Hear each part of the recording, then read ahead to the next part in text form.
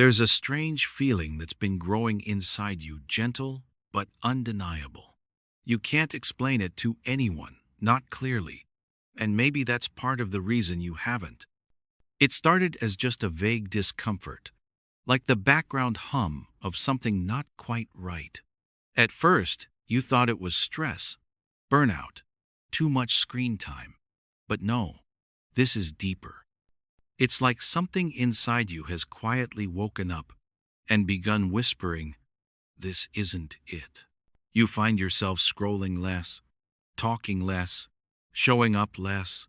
You cancel plans you would have forced yourself into last year. You stop trying to explain your silence.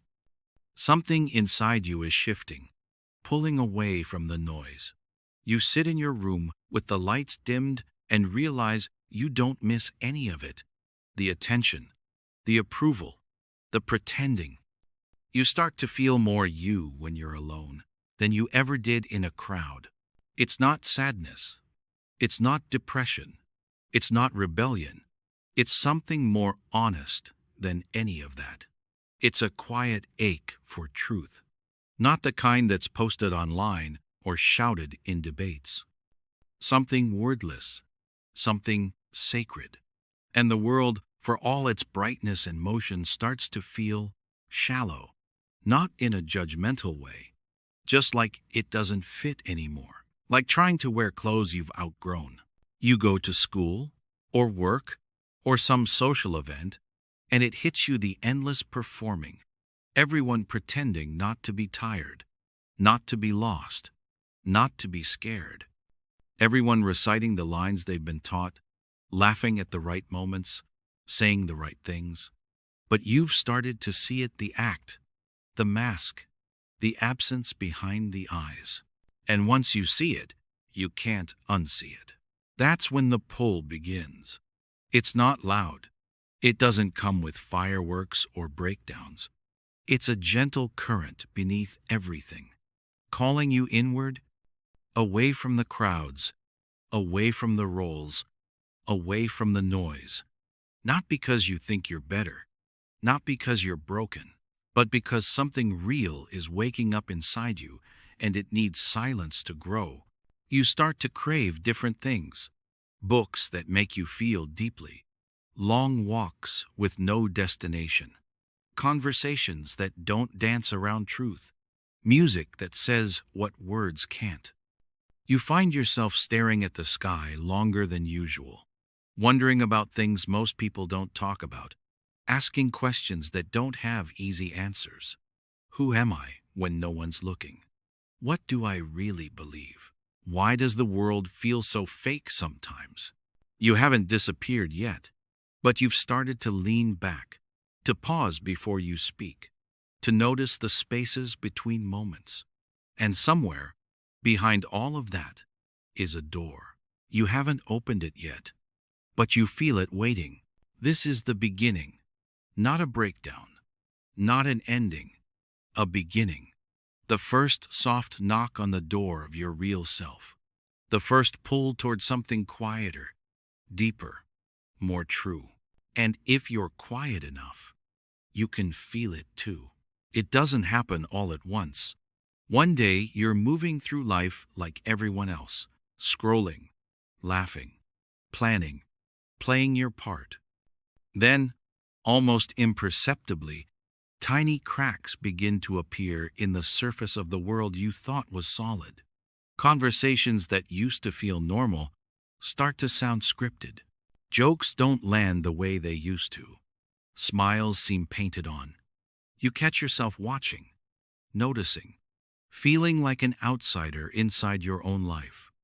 It's unsettling at first, like waking up in a room you've slept in for years and realizing you don't recognize the furniture anymore. You start to see how much of life is performance. People saying what they think they're supposed to say, dressing how they think they're supposed to dress, wanting what they think they're supposed to want. It's not even that they're bad or fake, they don't seem to know they're doing it. And that's what makes it so strange. Everyone is reading from a script no one remembers writing. You can almost hear the paper rustling under their words. The illusions aren't just out there. They're inside you, too. You catch yourself rehearsing lines before you speak, shaping your opinions to fit the room, smiling when you're not happy. It's like you've been wearing a mask for so long you forgot it was there. But now it itches. Now it feels heavy.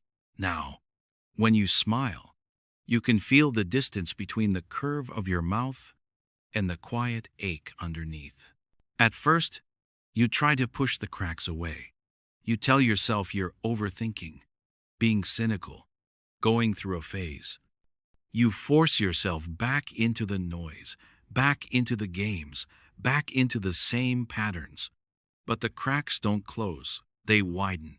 The laughter in crowded rooms starts to sound hollow. The things you used to want start to taste like cardboard. The places you used to go start to feel like sets on a stage. And behind the stage lights, you sense a shadow moving. It isn't a shadow of evil. It's the shadow of truth. The truth that society runs on agreements everyone silently makes. Don't look too closely. Don't ask too much.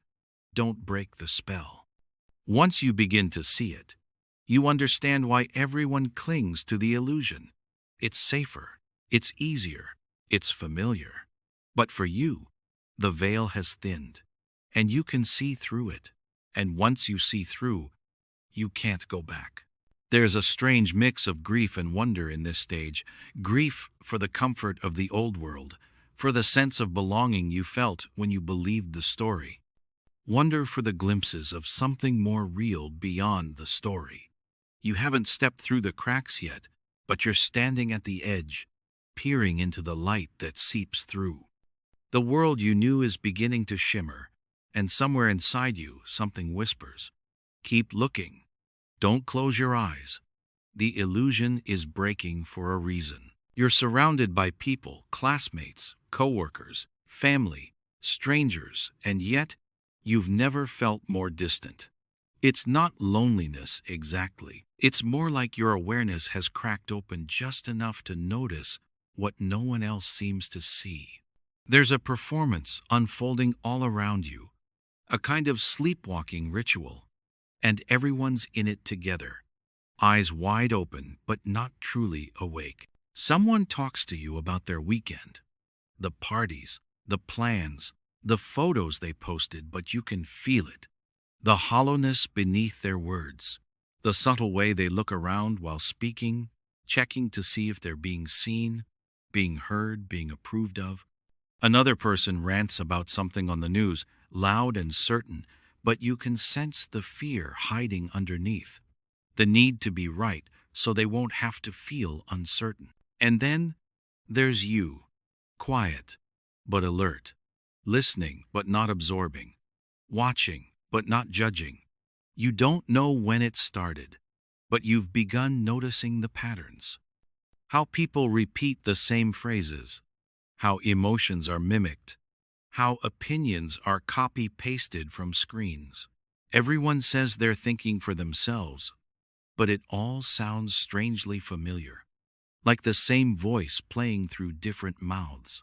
You begin to sense that most people aren't speaking from the soul, they're echoing the collective, the group, the culture, what's expected, what's allowed. It's like standing in a crowded room where everyone is shouting at once, and then suddenly, somehow you hear silence underneath it all. Not empty silence, stillness, a different kind of awareness. That's the beginning of awakening. Not some dramatic explosion of realization, just a shift, subtle, quiet, the kind that changes how you see everything, even if you say nothing.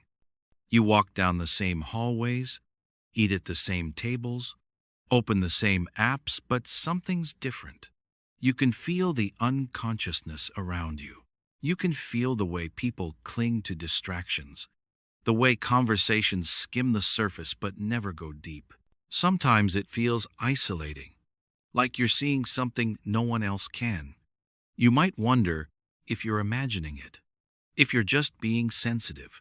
But then it happens again. Someone says something cruel masked as a joke, and everyone laughs, but you feel the pain underneath it. Or someone brags about being busy and stressed, and instead of admiring them, you feel the weight of how exhausted they are. The light of awareness doesn't come with fireworks. It flickers like a candle in a dark room. But once it's lit, even the faintest glow shows you what the darkness was hiding. And you can't unsee it. Not now. You're not better than anyone. But you're no longer asleep. And once you've stirred even slightly, the crowd around you starts to feel like a dream you've just begun to wake up from. A dream you can't fall back into, even if you tried. There's a moment when your soul feels tired in a way you can't explain. Not from work, not from school, not even from people exactly. Just from being in the world. Everything feels too loud, too fast, too fake. You start to wonder if something's wrong with you. Why can't you handle what everyone else seems fine with? Why do things that used to feel normal now feel like sandpaper against your skin? That's when you stumble on Carl Jung, maybe through a quote, a video, a book someone mentions in passing. At first, his ideas feel confusing, like stepping into a forest with no path. But then, suddenly, one line hits you like lightning.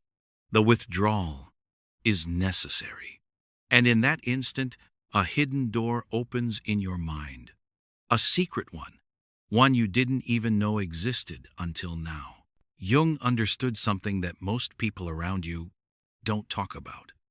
That when someone becomes truly conscious, not just intellectually smart or emotionally aware, but deeply awake, the world starts to feel unbearable in subtle, soul-level ways.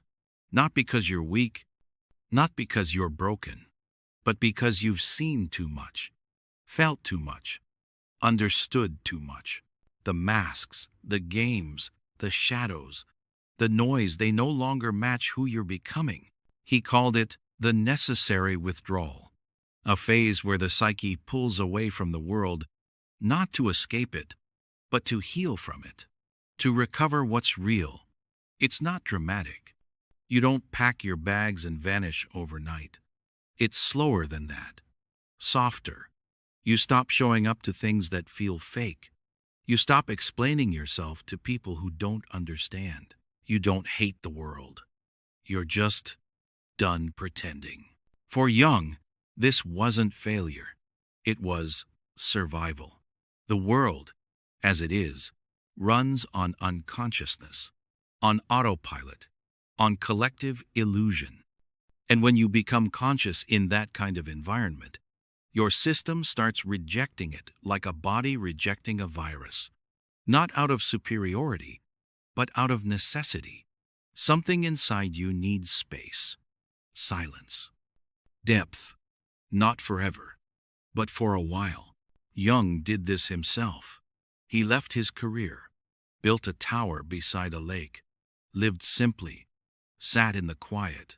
He wasn't running away. He was listening, watching, healing, becoming. He knew that real transformation doesn't happen while you're stuck in the middle of the noise. It happens when you step away from it, when you let the outer world fall quiet enough to hear your inner one. And that's the secret door. The idea that disappearing for a while isn't giving up. It's waking up. It's choosing depth over performance, truth over image, soul over schedule. Most people never find that door. But if you have, if you've felt that pull inward, if life has become too loud to hear yourself, think Jung would say, go, walk through. Not because you're broken, but because you're ready to become whole. There comes a moment when your body starts saying no, not with words, but with tension, exhaustion, nausea, tightness in your chest. Places you used to walk into without thinking suddenly make your stomach twist. Conversations that once felt easy now drain your energy like someone pulling the plug on your soul. You sit in the same rooms, hear the same voices, go through the same motions, but something in you recoils, quietly but forcefully. You don't mean to be dramatic. You don't want to isolate yourself. But something deeper than your mind is speaking now, and it doesn't care about being polite. It cares about truth. It cares about survival. This is what Jung understood. When the psyche awakens, the body follows. And for someone becoming conscious, false realities are no longer just uncomfortable, they become physically intolerable. At first, you might blame yourself. You tell yourself you're just anxious, just sensitive, just overthinking. But no matter how much you try to talk yourself out of it, the body doesn't lie. You feel the headache coming the moment you walk into that building. You feel your throat tighten when you're expected to smile and nod at something you don't believe in. Your shoulders lock up when you try to shrink yourself to fit back into the version of you that everyone preferred. Your body remembers what your mind is still trying to forget. How it feels to pretend. How it hurts to perform. How exhausting it is to be what you're not. Just to be accepted. You didn't used to feel this way. You used to be able to push through, go along with it, blend in. But now, you can't. And you don't know why. You only know that something has changed. You've become too real for a fake world, and your body knows it. This isn't weakness. It's wisdom. Jung believed that the body becomes a voice for the soul when the soul is being ignored. That tension? It's telling you something isn't right. That fatigue? It's not laziness, it's your system protecting you from further damage. The discomfort isn't random. It's the truth, trying to speak through your skin. You're not broken for not fitting in. You're awake. And awake bodies have limits. They know when something is off. They react when the environment is dishonest. You no longer have the numbness required to tolerate lies, not because you want to be difficult, but because your nervous system is tired of living in a world that doesn't feel safe, doesn't feel honest, doesn't feel real. So your body starts whispering, no, then murmuring it louder. And if you ignore it long enough, it will scream, not to punish you, but to protect you. To guide you away from what no longer aligns. You don't always know where you're going yet, but one thing is certain, your body knows what you can't go back to, and it's done pretending. There's a moment in every awakening when you realize you can't unsee what you've seen. At first, it feels like a gift, a kind of clarity, a freedom. You see through the lies, the roles, the surface-level stories. You start to notice the patterns people live inside, the masks they wear without knowing, the shadows they project onto others. You can tell when someone's angry but calling it love, when someone's scared but hiding it under control, when someone is hurting but pretending they're fine. It feels like you've been given new eyes. You walk through the same hallways, sit in the same rooms, but everything looks different now. You see what's real and what's not. You feel the difference between someone speaking from their soul and someone speaking from their script. It's like stepping out of a dream into full daylight. Sharp, vivid, undeniable. But then, the weight of it starts to settle in. Because most people aren't ready to see what you see. And many don't want to. When you try to name what's really happening, they shut down, get defensive, laugh it off, change the subject. Or worse, they tell you you're imagining things, that you're being dramatic, negative, too sensitive. And maybe, for a while, you believe them. You question yourself. You try to go back to sleep, back to the surface. But it doesn't work. You've crossed the line you can't uncross. That's when the gift, becomes a burden. You begin to carry the weight of awareness in places where others live in illusion. You see someone acting out their pain on others, but everyone praises their confidence. You watch people follow crowds without questioning why. You hear truth in silence and lies in laughter. And the worst part? You often have to keep it to yourself. Because naming the truth doesn't always set people free. Sometimes it just pushes them further into denial. So you stay quiet. You observe. You learn to hold what you see without needing to fix it. But inside, it aches. Because you care. Because you want to shake people awake, show them their light, their wounds, their projections, but you can't. Not until they're ready. And you begin to understand why awakening is lonely. Not because you're above anyone, but because you're seeing beneath what others pretend not to notice. It's not just vision, it's responsibility. It's empathy without rescue. It's truth without applause. It's feeling the pain people can't feel for themselves and knowing you can't take it away. Carl Jung called this the burden of seeing. And once you feel it, you realize this path isn't just about light. It's about carrying light through shadow, through silence, through misunderstanding, and doing it anyway. Not because it's easy, but because now it's who you are. You didn't ask for this sight, but it's yours now. And with it comes a strange kind of courage, the kind that lets you see clearly, love quietly, and keep going, even when no one else understands what you're carrying. There's a kind of aloneness that doesn't come from being by yourself. It comes from being surrounded by people who are still asleep while you've started to wake up. You're in the room, in the group chat, at the dinner table, but you feel like you're floating just outside of it all, watching, listening, not quite in it, not quite out of it, just elsewhere. Everyone is talking, laughing, sharing stories. The energy is fast, loud, full, but you feel quiet inside. You nod, you smile, maybe you even laugh at the right times. But part of you is far away, not because you're trying to be, but because you're starting to notice how much of it isn't real. The roles, the opinions, the small talk, it all spins in a circle that doesn't seem to go anywhere. And you can't help but feel like a ghost in the middle of it. You're not judging anyone. You're not angry. You just feel separate. You used to feel included here. You used to blend in. Now it feels like you're pretending to be someone you've outgrown. Like you're wearing a version of yourself that doesn't quite fit anymore. You still care about these people. You still love them. But you've changed. And it's hard to explain how or why or what it means.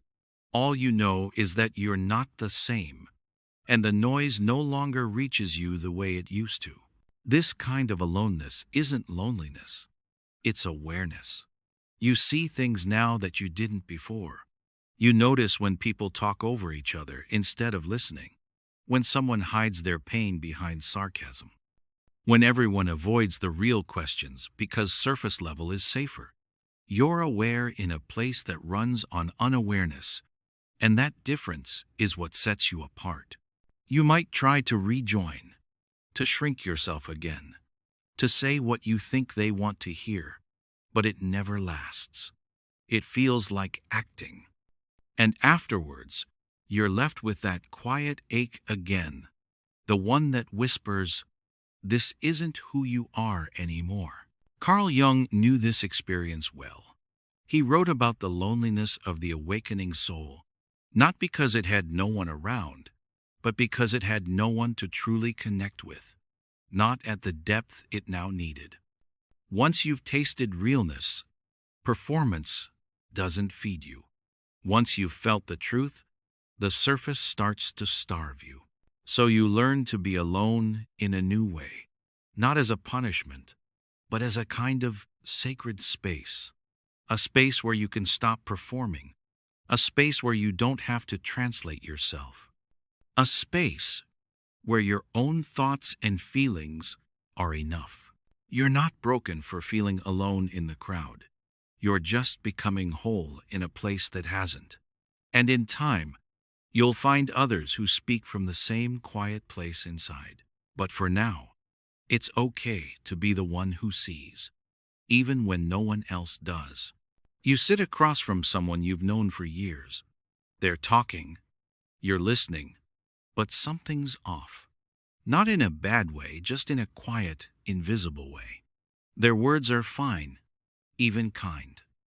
But you feel how far they are from the truth. Not because they're lying, but because they're talking from the surface.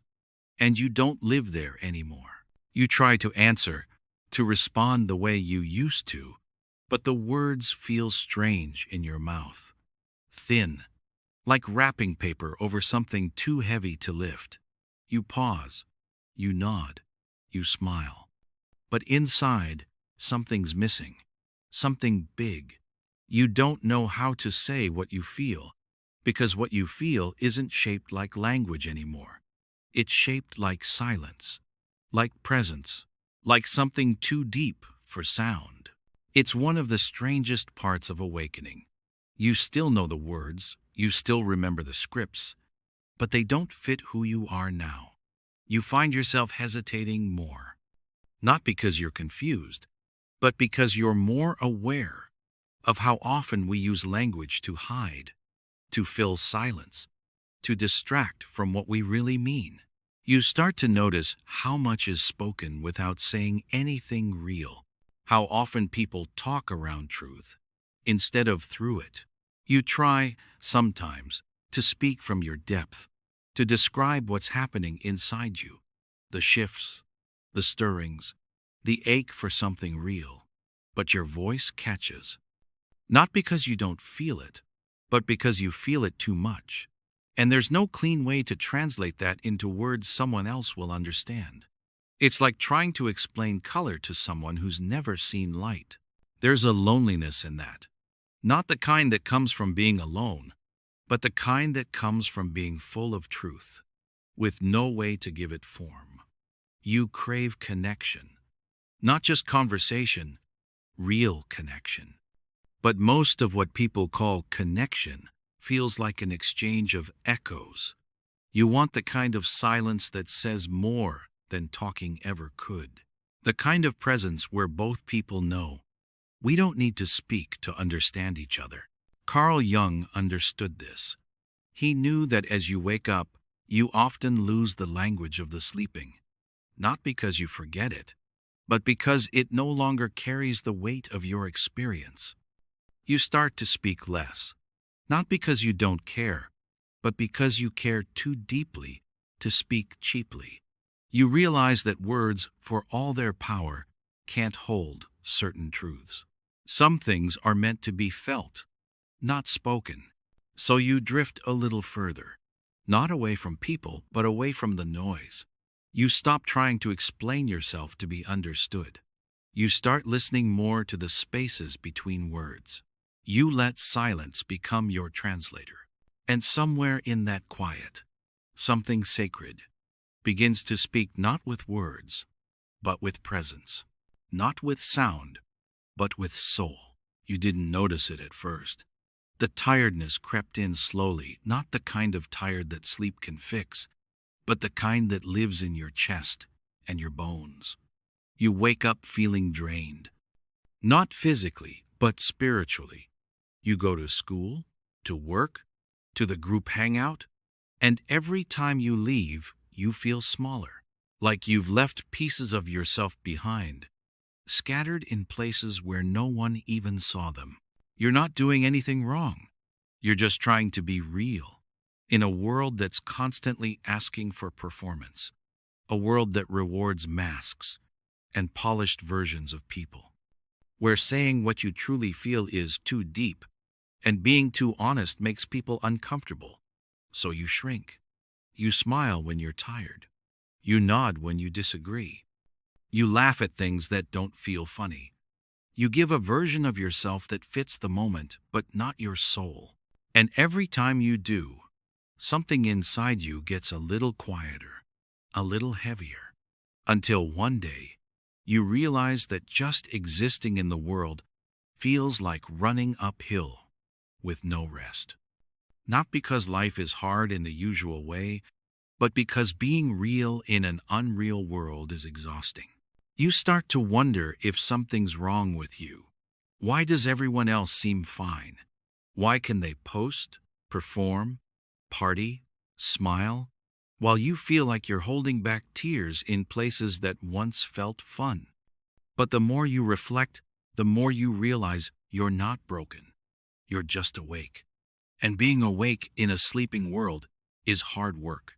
Every interaction asks you to filter, to soften, to translate your truth into something digestible, to make your light less bright so it doesn't blind others, to play a role so the room doesn't feel uncomfortable. You become a kind of emotional translator, decoding what others really mean, holding space for things they don't even know they're feeling, all while trying not to lose yourself in the process. Carl Jung called this psychological labor, the invisible effort conscious people have to make just to exist in unconscious spaces. And it adds up, moment by moment, day by day, until you're not just tired, you're worn out. So you start pulling back, not from people you hate, but from spaces where you can't be whole. Not from love, but from noise. You begin choosing silence over performance, solitude over forced connection, depth over distraction. It's not antisocial, it's survival. You're not lazy for needing more rest. You're not too sensitive for feeling drained by surface-level things. You're awake, and awakening is an act of energy conservation. You begin to protect your peace like it's sacred. Because it is. You've worked too hard to be real, and you're done pretending. Even if no one else sees the effort, you do. And you're allowed to rest, to breathe, to stop performing, because being real shouldn't cost you your soul. At first, it was just a quiet discomfort, a whisper in the background, a faint feeling that you didn't belong in the conversations, the routines, the expectations you once flowed through without thinking. You brushed it off. You kept showing up, kept playing the part. But slowly the whisper grew louder. It stopped waiting patiently in the corners of your mind. It started speaking over the noise. It started saying things you couldn't ignore anymore. Withdraw, it says. Not in anger, not in fear, but with a strange kind of love. A deep knowing that where you are no longer fits who you're becoming. You don't hate the people around you. You're not bitter about the world. You're just full of something that can't breathe in the same space as it used to. Every time you push yourself to keep up, to stay visible, to stay connected, you feel it again, that voice pulling you inward, away from the noise. You try to resist. You tell yourself you're being dramatic. You make plans, scroll more, try harder to feel normal. But the feeling doesn't go away. It grows. The conversations feel emptier. The distractions feel louder. The routines feel like costumes. And beneath it all, the voice inside you keeps repeating the same thing. Go. Go where? You're not even sure yet. All you know is that you need space. Space to think without pressure. Space to feel without noise. Space to remember who you are without the performance. You begin canceling plans. You don't have the energy to fake your way through. You stop answering texts that feel like obligations. You log off, not to prove a point, but to protect something sacred that's trying to grow inside you. Carl Jung spoke of this moment when the psyche reaches a point where staying in the collective becomes psychologically harmful, not metaphorically, literally. It becomes too painful, to keep betraying your inner truth just to belong.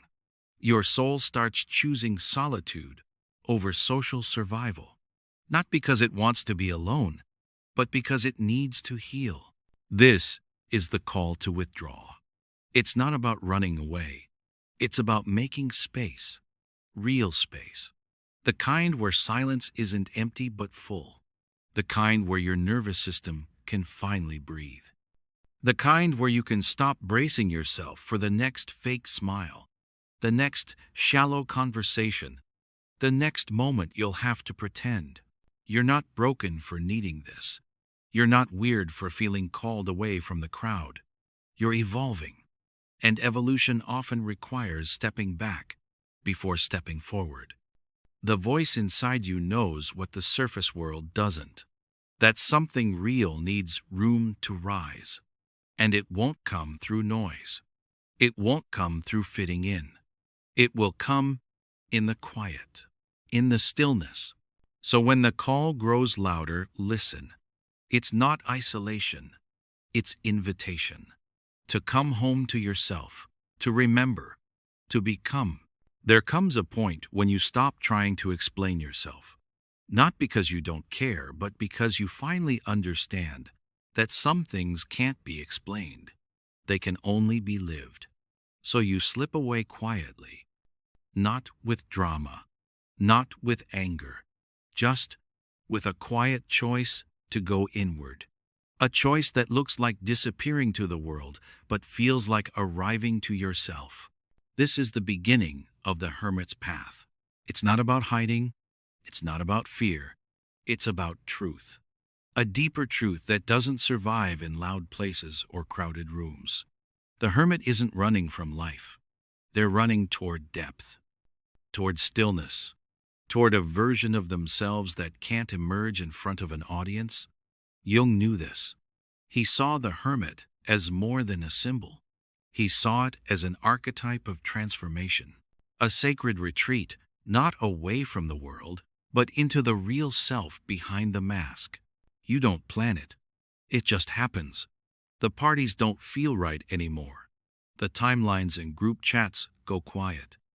You find yourself saying no more often, not as a rejection of others, but as a yes to something quieter inside. You sit in your room longer, walk outside more. The sound of your own breath becomes more interesting than the latest drama.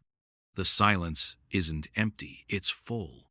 You might feel strange at first, like you're fading from view, like people are forgetting you. But slowly, that feeling softens, because you realize you're not being erased. You're just becoming real again. Bit by bit, the false layers peel off. The need to be liked, the pressure to be interesting, the mask that always smiled even when you were breaking inside. All of it begins to fall away in the stillness. It can feel lonely, but it's not the same kind of lonely you used to feel in the crowd. This loneliness is cleaner, softer, sacred. You start to notice the parts of yourself that never had a voice before. The younger you, the truer you, the version that doesn't need to impress, perform, or pretend. The one who's been waiting for silence to speak. Carl Jung had his own version of this, his stone tower by the lake in Bollingen. He didn't go there to escape. He went there to listen, to write, to let his soul catch up with his mind. He knew that real integration happens when you step out of the noise and into solitude, not as a forever thing, but as a necessary phase. You've entered the cave now. Not a literal one, but a space inside yourself that the world can't reach. And from within that space, something new is forming. Something quiet, but powerful. A self that's been waiting all along.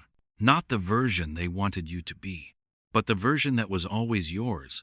When you finally step back from the noise, when the distractions fade and the masks fall away, something strange starts to happen.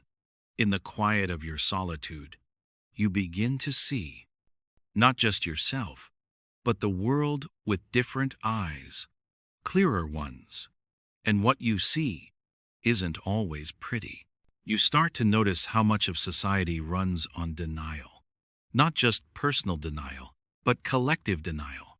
Entire groups of people pretending not to see their own darkness while casting it onto someone else. You see it in headlines, in gossip, in politics. In the subtle way, people turn pain into blame, fear into hatred, shame into judgment. You start to understand what Jung meant by the shadow. The shadow isn't just your anger, or your jealousy, or the things you hide when people are watching. It's everything we don't want to own, everything we shove underground. And when people don't know how to face their own shadows, they throw them onto others. That's where scapegoats come in. You watch as people point fingers. They're the problem. They're the reason things are broken. It's them. You see how easily the collective picks a target, a group, a person, an identity, and pours all its unresolved pain onto it. And because you're no longer caught in the performance, you start to feel how heavy it is, how wrong it feels, like watching someone scream into a mirror and not realize they're screaming at themselves. You start to notice it in conversations too. Someone insults another person and calls it honesty. Someone lashes out and calls it truth. But underneath the words, you feel the wound, the fear of being seen, the fear of being wrong, the fear of being small, the shadow. And once you see it, you can't unsee it. This is one of the hardest parts of awakening. You're not just noticing the beauty in people, you're noticing the pain they're hiding, and the damage that hidden pain can do when left unchecked. You see how many fights aren't really about the thing being argued over. They're about unhealed wounds, about shadows desperately trying to escape the light. You don't blame people. You understand it now. You've seen your own shadow too, and because of that, you can't join in the blaming anymore. You can't pretend the world is divided into good and bad, right and wrong, light and dark. You know it's not that simple. You've felt the war inside your own heart. Carl Jung once said that when you bring your own shadow into the light, you stop needing to fight it in others.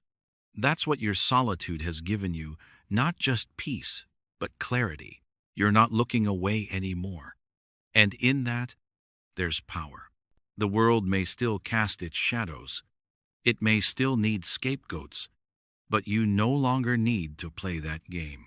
Because you've met your own darkness and you didn't run. You open the app without thinking. Just a quick check.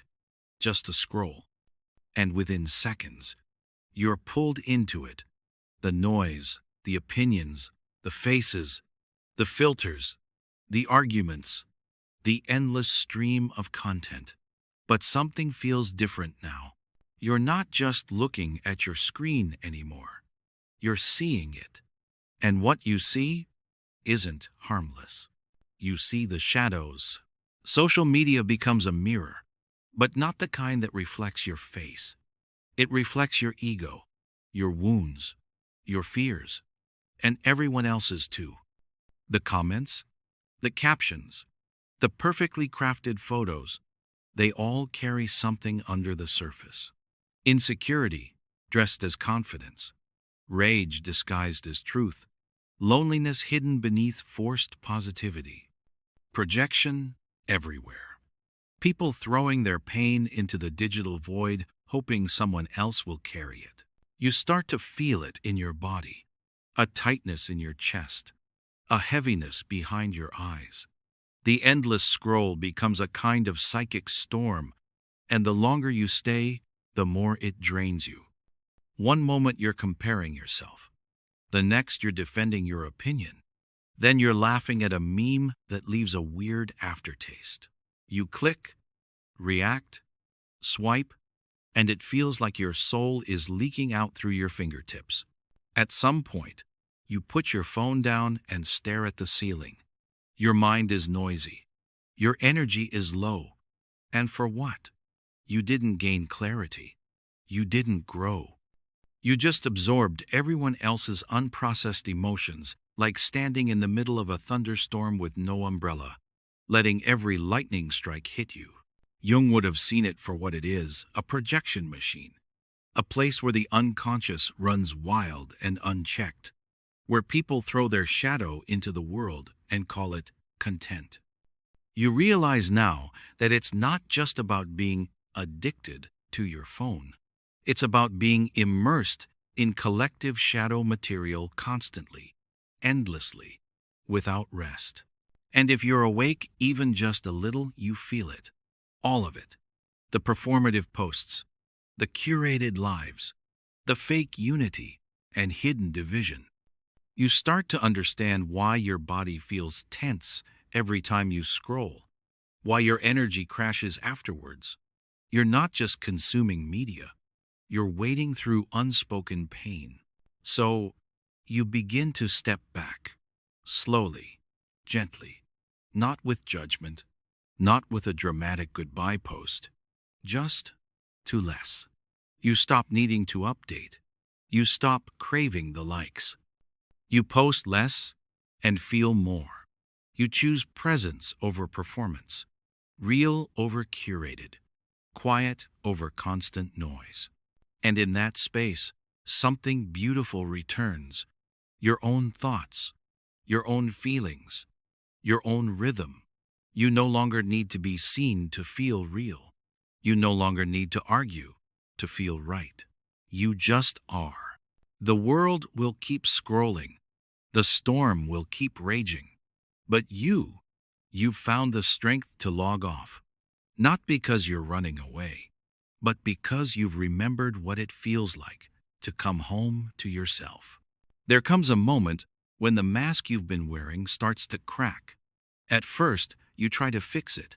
You patch it up with forced smiles, rehearsed lines, the same old roles you've always played. But the cracks spread faster than you can cover them. And one day, without warning, it falls. The persona dies. The persona is the version of you that learned how to survive, the role you played to fit in, to be accepted, to stay safe. It's the student who always had the right answer, the friend who laughed at the right jokes, the child who behaved how adults expected. For a while, it worked. It gave you a place in the world. But as you wake up, you realize it was never really you. It was a costume stitched together from expectations. And costumes, no matter how well made, are heavy when you wear them too long. When the persona finally falls, the first thing you feel is relief. A deep, unexpected exhale. You don't have to perform anymore. You don't have to hide behind the version of yourself that made everyone else comfortable. You don't have to smile when you don't want to. You don't have to pretend you believe what you don't. The weight slips off your shoulders, and for the first time, you feel light. But right after the relief comes something else. Disorientation. Because if you're not that version of yourself anymore, then who are you? You stand in front of the mirror and don't recognize the reflection. You talk to people who once knew you, and they look at you strangely, like you've broken a silent agreement. And maybe you have. The agreement to stay the same, to stay predictable, to stay safe. This is where the awakening deepens. Jung understood it as the death of the persona, a necessary collapse that clears the way for the self, the deeper, authentic core of who you are. But the in-between is confusing. You feel like you've lost your map. The roles you used to play don't fit anymore. But you haven't fully grown into your truth either. You're standing in the gap, naked, unsure, and strangely free. The world doesn't always welcome this change. Some people miss the old you. Some get uncomfortable when you stop playing your part. They may try to pull you back, remind you of who you were, even guilt you for not being the same. But the truth is, you can't go back. Once the mask breaks, it can't be repaired. And even if you tried to tape it together, it would feel like suffocating. So you sit in the disorientation. You let yourself be undone. You let yourself wander without a role, without a script, without a mask. It feels uncertain. It feels raw. But it also feels real. And in that rawness, you begin to sense the faint outline of something truer. A self that doesn't need approval to exist. A self that doesn't need a mask to belong. A self that was always there, waiting for the moment the persona finally died. At some point in the journey, the need for a place that feels real becomes impossible to ignore. Not just a physical location, but a space inside or outside, where you can exist without performing, without pretending, without holding yourself together for the sake of others. A place where you don't have to explain why you're quiet, or why you left, or why you're not the same as before. Jung had a place like that, a stone tower he built by a quiet lake in a town called Bollingen. No electricity, no noise, no expectations, just solitude and silence, not as an escape, but as a return. He called it his confession of faith in stone, a place where he could be fully human again, without the weight of roles and reputations. You don't need a tower to find your Bollingen. It could be a small room, a park you keep going back to, a long drive with no destination, a journal you fill with words no one will ever read. It's less about where you go and more about how it feels when you get there. Like the masks fall off the second you arrive. Like your soul finally gets to breathe. When the world starts feeling too loud, too fake, too fast, this kind of space becomes sacred. Not because you're weak, but because you've become too real for constant performance. You've seen too much to keep pretending, and you've grown too conscious to keep absorbing everyone else's unconsciousness. So you step back, not forever, but for now. You carve out a space where no one needs anything from you, where you're not trying to be seen, or liked, or understood. A space where you don't need to smile unless you feel it, where silence isn't awkward, where you're allowed to fall apart, or come together, or simply sit in the middle of not knowing. In that space, something begins to heal. You start remembering what it feels like to belong to yourself. You reconnect with the pieces of you that got buried beneath all the shoulds. You feel your energy returning, not in a dramatic, sudden way, but like water slowly filling a dry well. This is why the awakened find their version of Bollingen. Because the world, as it is, doesn't always make room for depth. It rewards noise. It praises productivity, but it rarely honors stillness. And stillness is where the soul speaks. You don't have to explain why you need this space. You just have to honor the call. Let the silence hold you. Let the solitude reshape you. And trust that, like Jung, your quiet tower, wherever you build it, will become the place where your real self is not only safe, but finally seen by you. There's a kind of silence that doesn't feel empty, it feels like medicine. You don't find it easily. Not in a world that runs on noise, notifications, and constant movement. But when you finally step back, when the talking stops and the distractions fall away, there it is. Not loud, not dramatic. Just present, quiet, and alive. At first, the silence can feel strange, almost uncomfortable. You're so used to reacting to messages, to people, to the pressure to keep moving, keep talking, keep being on. But in the silence, there's nothing to respond to. No one asking for anything. No opinions bouncing back at you. Just stillness. And in that stillness, something shifts. Without the pressure to explain or perform, you start to notice what's really been going on inside you.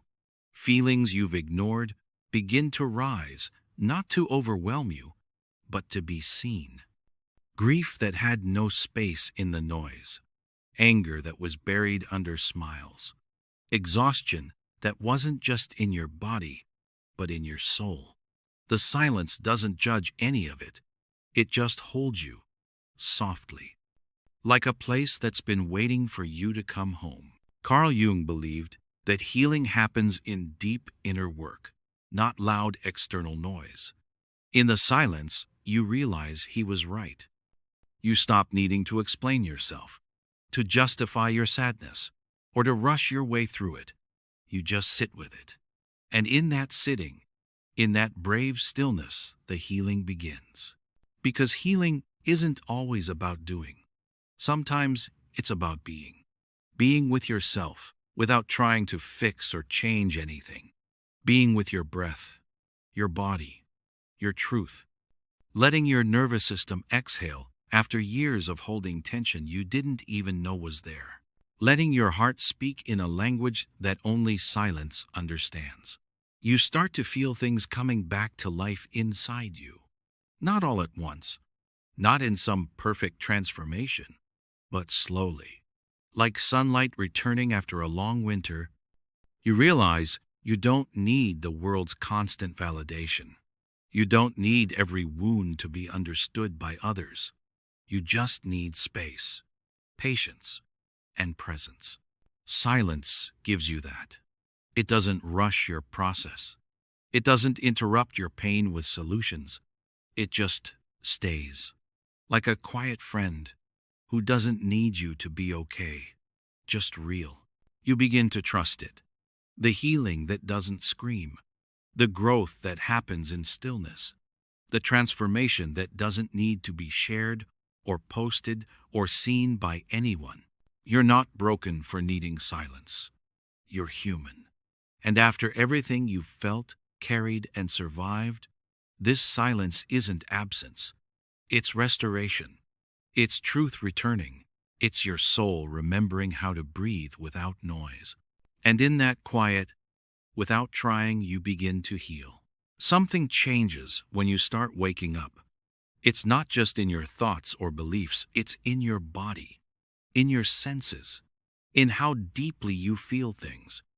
You walk into a room and immediately sense if something's off. Even if no one says a word, you can't explain how you know. You just do. Like your body picks up on energy before your mind has time to catch up. At first, it feels like a superpower. You can tell when someone's being fake, even if their words sound perfect. You notice the shift in energy when someone's hiding sadness behind a smile. You feel the discomfort in a conversation that everyone else seems fine with. The mask may be on, but you can feel what's underneath. And for a while, that kind of awareness feels powerful. But then it starts to hurt. You begin to realize how much of the world runs on inauthentic energy. How many conversations are forced. How many relationships are built on fear, not truth. How many places feel heavy because of all the emotion that no one's acknowledging. And now that you're awake to it, your body doesn't let it slide anymore. Your nervous system starts reacting to things that didn't used to bother you. The loudness of social media, the tension in certain friendships, the energy in crowds that used to excite you but now feel like chaos. You feel overstimulated, even if no one else notices anything wrong. But you're not being dramatic. You're not too sensitive. You're becoming conscious. Jung spoke of this sensitivity, how awareness makes you more attuned to what's real and what isn't. And once you feel what's false, it's not just uncomfortable, it's painful. Your body starts rejecting situations that don't align. Your chest tightens, your stomach flips, your energy crashes. Not because you're weak, but because your system is finally honest. It won't let you fake it anymore. This sensitivity isn't a flaw. It's a compass. It's your inner truth detector, lighting up every time you're around dishonesty, even the quiet kind. Especially the quiet kind. You may not always have the words to describe it, but your body knows. And the more you listen to it, the more you realize it's been guiding you all along. So you begin to choose differently, softer environments, fewer people, deeper conversations. You stop forcing yourself to stay in places that drain you just because you used to tolerate them. You stop gaslighting your own feelings just to keep the peace. You protect your energy like it's sacred, because it is. Being awake means being sensitive, not weak, but awake. And yes, it can be overwhelming. Yes, it can be isolating, but it's also real. And in a world full of noise, that's everything. So if you feel too much, that's okay. That means you're alive. That means you're listening. And that means your soul is finally leading. There comes a moment on the path of awakening when you realize something painful, something you maybe tried to avoid for a long time. If you keep being fully yourself, you won't be fully accepted, at least not by everyone. You've felt it already. The shift in how people look at you when you speak your truth. Instead of going along with the script, the awkward silence after you say something honest instead of something easy. The way people start pulling back, just a little, when you stop hiding the parts of you that don't fit their expectations. It doesn't always happen with cruelty. Sometimes it's just a slow fading, a quiet drifting away. But it hurts. You didn't change to become difficult. You changed because you had to. Because lying to yourself started to feel worse than being misunderstood. You started telling the truth not to shock people or push them away, but because truth became the only thing that felt right in your mouth. And slowly, you realized that truth has a cost. Carl Jung understood this. He knew that the more authentic you become, the more pressure you feel to shrink again, to keep the peace, to stay likable, to avoid rocking the boat. And he also knew that if you keep choosing acceptance over authenticity, you lose yourself. And that's a price too high. You begin to see the invisible contract society offers. We'll accept you as long as you keep playing the part. The smile when you're tired, the silence when you disagree, the nod when you want to scream. All of it adds up.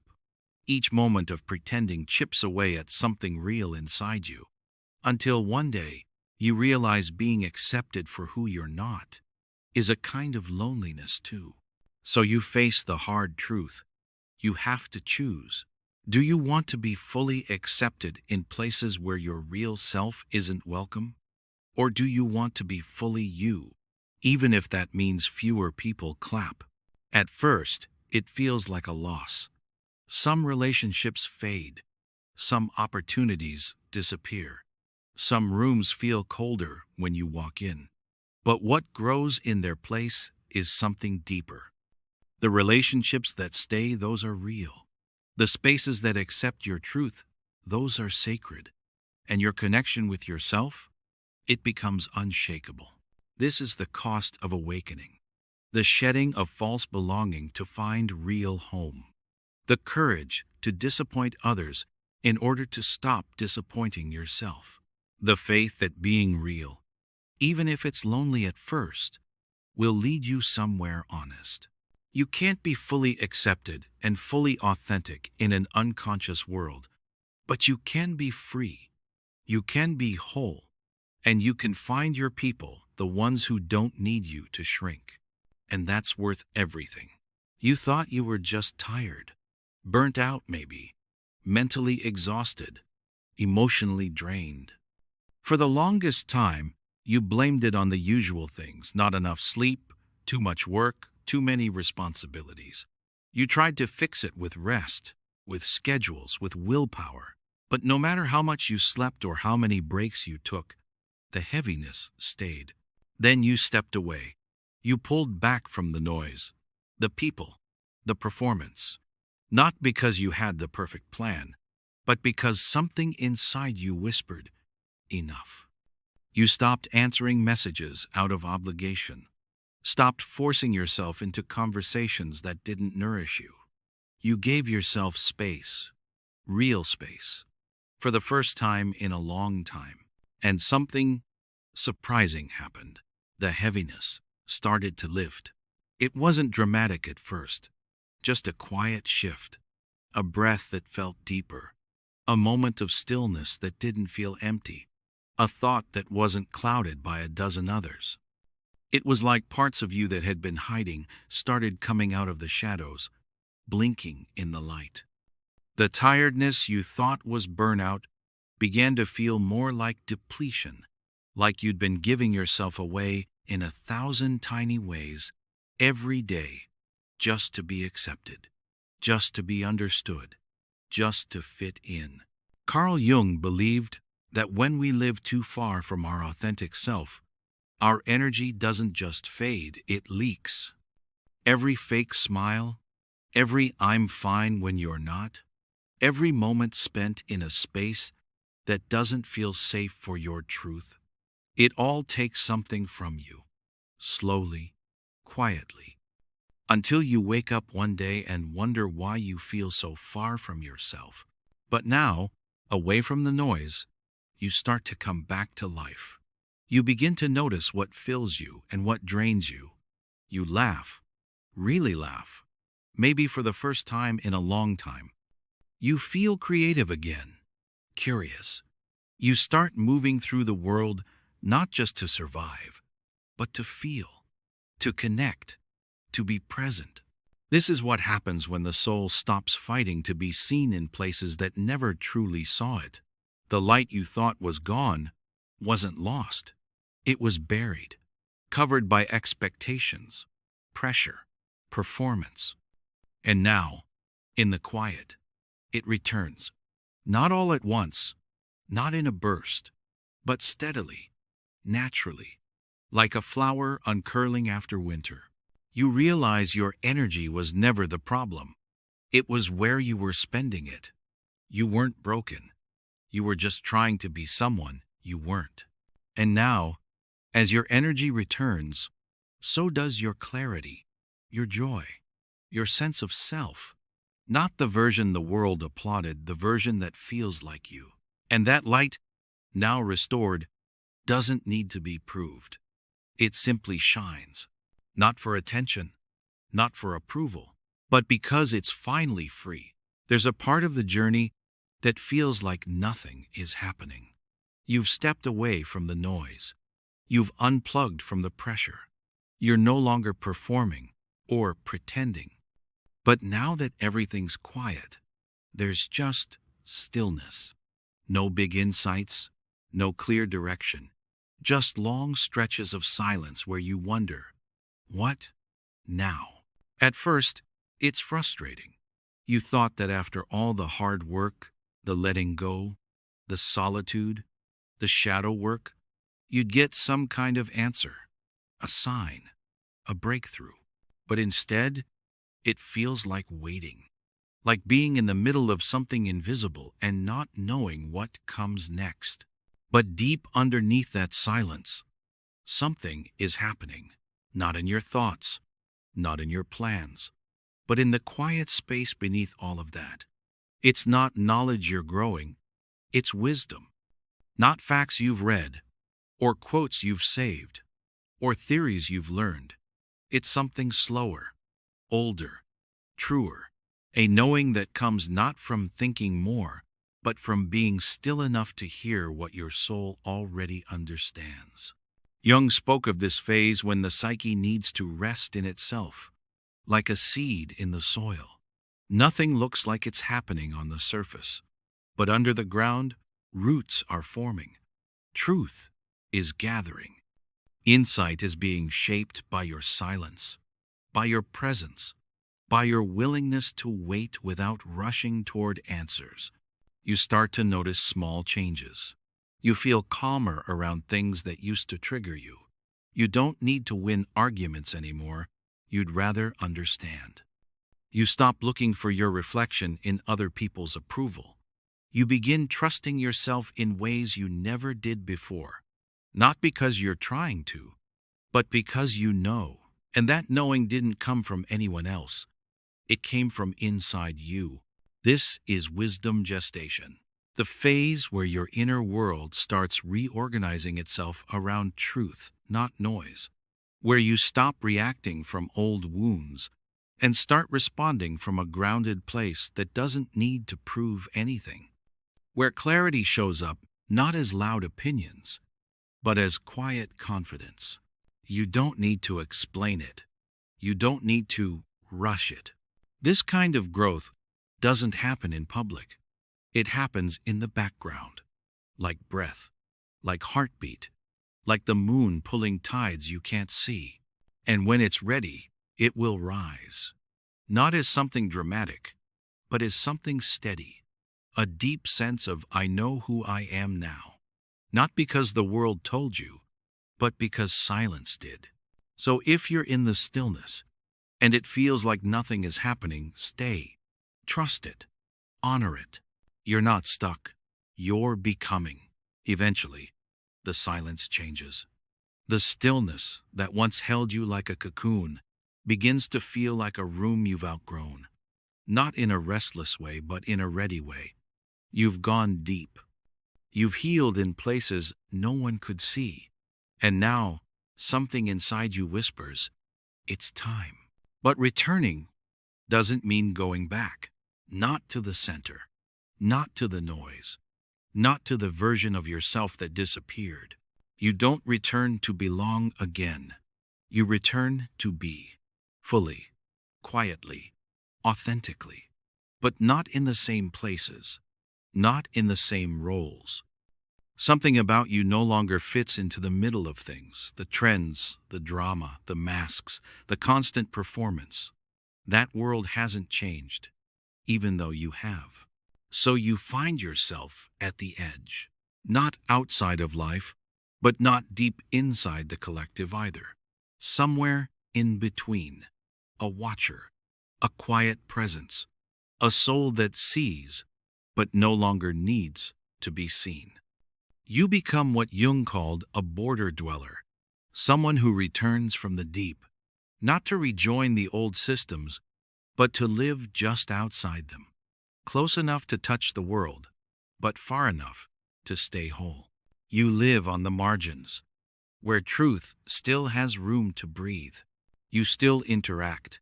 You still care. You might even laugh and talk and show up. But there's a difference now. You're not in it the same way. You don't absorb the energy. You don't lose yourself trying to fit. You don't trade your soul for acceptance. You carry your depth like a quiet flame, protecting it from the wind. The edge becomes your home, not because you were pushed there, but because you chose it. It's where the awakened often go, not to isolate, but to protect what's sacred, to create without compromise, to connect without performance, to guide others who are just beginning to see. From the border, you become a bridge, not for everyone, but for those who are starting to feel what you once felt, the cracks in the illusion, the pull to withdraw, the ache for something real. You don't force wisdom on them. You don't need to prove anything. You just live your truth so clearly that it becomes a quiet invitation. Come closer. It's safer out here than it looks. In the center, everything has to be fast, acceptable, easy to digest. But on the edge, things are slower, deeper, more honest. And once you've tasted that kind of truth, the center feels like a blur. So you stay where the air is clear, where your nervous system can rest, where you don't have to shout to be heard. You're not hiding. You're just done pretending. You've returned, but not to perform. You've returned to live. People wonder where they went, the quiet ones, the deep ones, the ones who used to post often, speak often, show up to everything. They wonder why the ones who once held the room now seem to vanish into forests, small towns, studios, solitude. There are no dramatic exits, no final messages, just a gentle fading, like the last stars before sunrise. But they are not gone. They are building, not skyscrapers or empires, not brands or followings, but structures of a different kind, inner ones, energetic ones, invisible ones, systems of thought that don't rely on fear, ways of living that aren't rooted in performance, tiny pockets of reality where truth can grow undisturbed. They are the invisible architects. You might pass them in the street and not notice. They don't stand out anymore. They've stopped trying to. Their lives are quieter now, but deeper. They've left the stage not because they failed, but because the spotlight blinded them from their own soul. They've stepped into the shadows, not to disappear, but to create, slowly, patiently, carefully. Jung understood this path. He watched people who had awakened disappear from the collective, and he knew they weren't escaping. They were constructing something the collective couldn't yet understand. A new way of being, a new map for the human psyche. Not theory, but lived truth. Not performance, but presence. These people aren't waiting for the world to change. They're building what the world will need when it's ready. They're planting seeds in the dark, writing words no one may read for years, healing wounds passed down for generations, creating spaces, homes, ideas, relationships that don't require masks. They're not loud, not viral, but they're real. You feel it when you come across one of them. A conversation that doesn't feel rushed, a gaze that holds no judgment, a piece of writing that stirs something ancient in you, a silence that somehow says more than words ever could. Their presence doesn't demand attention, but it shifts something in you because they've built something solid within themselves. You start to realize that real power doesn't need to be seen, that influence doesn't always look like fame, and that the ones who disappear might be the ones doing the most important work of all, the slow, unseen work of truth. So if you've pulled away, if you've gone quiet, if you've stopped posting, if you feel invisible, maybe it's because you're becoming one of them, an architect of the new, a builder of deeper things. And when the world finally starts to crack, when the noise collapses under its own weight, it will look for the structures that can hold something real. They'll look for you, and you'll be ready. Not everyone is meant to hear it. Not right away. The truth you've uncovered, the one you had to walk through fire and silence to find, isn't for the crowd. It's not a slogan. It's not a trend. It's not something you can wrap up neatly in a quote and post with a hashtag. It's too alive for that. Too sacred.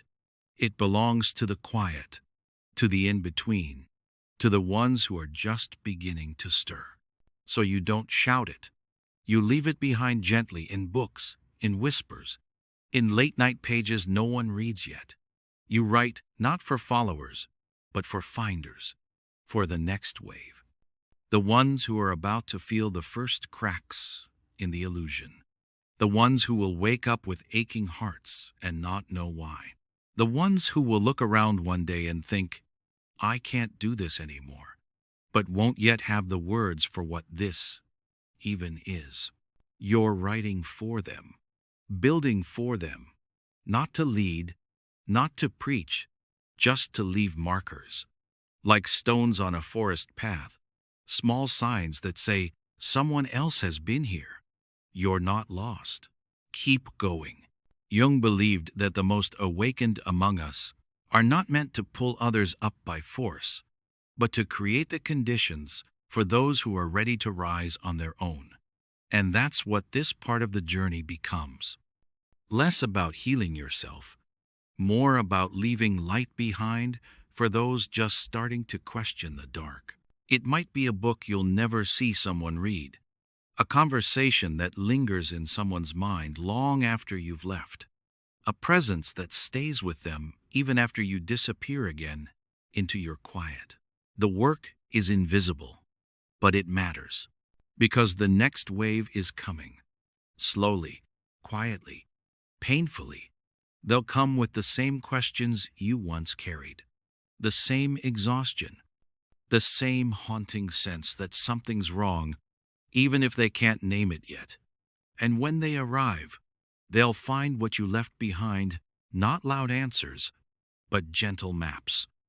Not instructions, but invitations. Not walls of information, but open doors. You won't need to be there to guide them. You've done your part. You've gone deep. You've returned with the fire. And now you place it carefully, where others can find it. Not for the many, not for the masses, just for the few who are ready. And when they find it, they won't need to ask who lit the path. They'll just know someone walked it first and left love behind in the form of truth. Some say the awakened have vanished, that they gave up, dropped out, disconnected. But those who truly understand the path know better. They didn't disappear out of despair. They disappeared out of love. Because when you love something deeply, truth, humanity, the soul itself, you can't keep playing the games that destroy it. You can't keep pretending just to stay visible. You can't keep nodding along while your own spirit is begging you to stop.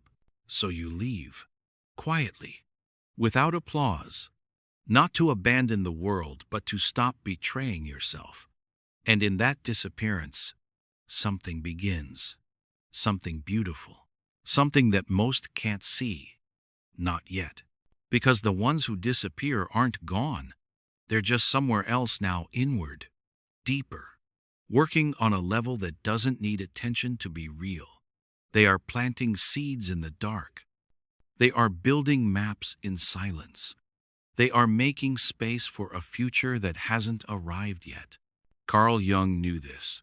He watched as people who awakened could no longer live the same way, could no longer wear the same masks, say the same things, follow the same crowd, not because they hated the world, but because they loved it too much to keep participating in its illusions. And that's the truth no one says out loud. This kind of love doesn't always look like presence. Sometimes it looks like distance. Sometimes it looks like a quiet cottage in the woods, a deleted account, an unanswered message, a door softly closing. Not out of rejection, but because they were becoming something the world couldn't hold yet. Their love isn't loud. It's not always poetic, but it's real. They are preparing something, not just for themselves, for all of us. A new way, a clearer way, a softer way. They're living it first, so that when others are ready, the path already exists. Walked, tested, safe. Their disappearance is a form of leadership, not in the usual sense. They don't need followers. They don't want titles. They lead by becoming, by embodying, by saying with their silence, there is another way to live.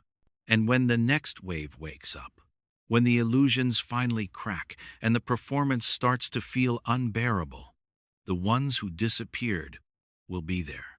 Maybe not in person, but in presence, in words left behind, in books, in art, in spaces they quietly built, in the vibration they kept alive when the world almost forgot. So no, they're not lost. They're leading. And their love is not passive. It's fierce. It's quiet. And it's waiting. Waiting for the ones who are just now beginning to feel that soft pull to withdraw. And when those new souls step into the silence, wondering if they're alone, wondering if they've failed, they'll feel something in the stillness. A presence, a whisper, a path. Love was here, and it never left.